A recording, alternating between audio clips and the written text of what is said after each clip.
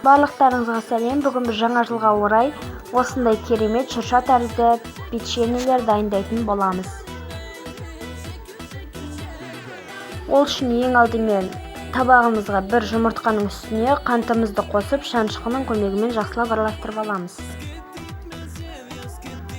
Және оның үстіне бөлме температурасындағы майымызды қосып, оны да шанышқының көмегімен жақсылап езіп араластырып аламыз.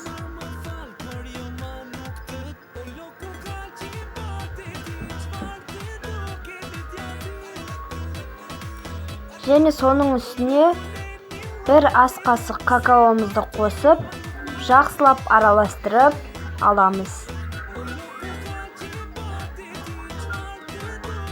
Ұнымызды қосып, жұмсақ қамыр илеміз. Ең бірінші шанышқымен, содан соң қолдың көмегімен илей бересің. Разрыхительде қосып аламыз.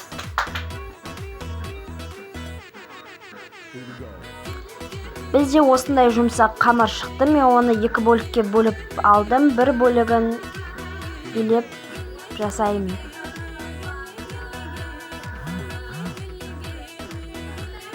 Ортасынан сызғыштың көмегімен бөліп алдым. Және де сәбіз ашитын теркамен осылай шырша тәрізді қылып бөлеміз.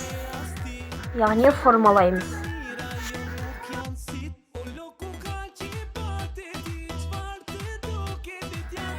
Және де қағазбен осылай бөліп кесіп аламыз да, оның үстіне сахарный пудра сеуіп аламыз, яғни әдемі болып көрінуі үшін.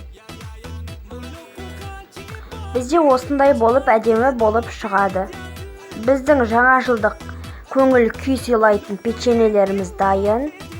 Сіздерге де жасап көруге кеңес беремін. Ас болсын, сіздермен болған Дильназ.